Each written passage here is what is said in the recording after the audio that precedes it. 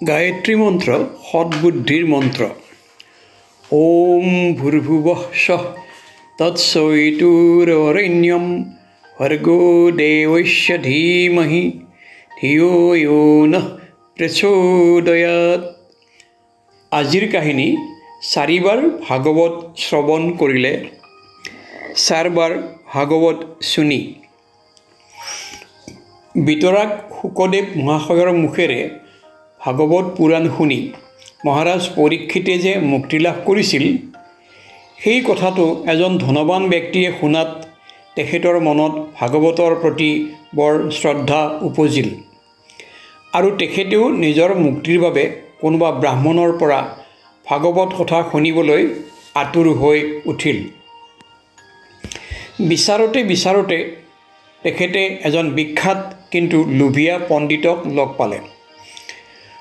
ধনৱান ব্যক্তিজনে সেই পণ্ডিতজনক ভাগৱত কথা আয়োজন কৰাৰ প্ৰস্তাৱ আগবঢ়োৱাত পণ্ডিত মহাশয়ে ক'লে, এইটো কলিযুগ, এই যুগত ধৰ্মকাৰ্যৰ পুণ্য 4 গুণ কম হৈ যায়, সেইবাবে 4 বাৰ ভাগৱত কথা শুনিব লাগিব। পণ্ডিতজনে 4 বাৰ ভাগৱত কথাৰ আয়োজন কৰিবলৈ পৰামৰ্শ দিয়াৰ কাৰণ আছিল এইটোৱে যে 4 বাৰত যথেষ্ট পৰিমাণৰ ধনৰ প্ৰাপ্তি হ'ব। পণ্ডিত মহাশয়ক দক্ষিণা দি ধনৱান ব্যক্তিজনে 4 সপ্তাহ ভাগৱত কথা শুনিলে, কিন্তু তাৰ পৰা তেওঁৰ একো লাভ নহ'ল। তেতিয়া ধনৱান ব্যক্তিজনে এজন উচ্চ স্তৰৰ আধ্যাত্মিক জ্ঞানসম্পন্ন সাধুক লগ ধৰি সুধিলে, মহাশয়, মহাৰাজ পৰীক্ষিতে ভাগৱত কথা শ্ৰৱণ কৰাৰ লাভ কেনেদৰে পাবলৈ সক্ষম হৈছিল আৰু মোৰনো কিয় একো লাভ নহ'ল?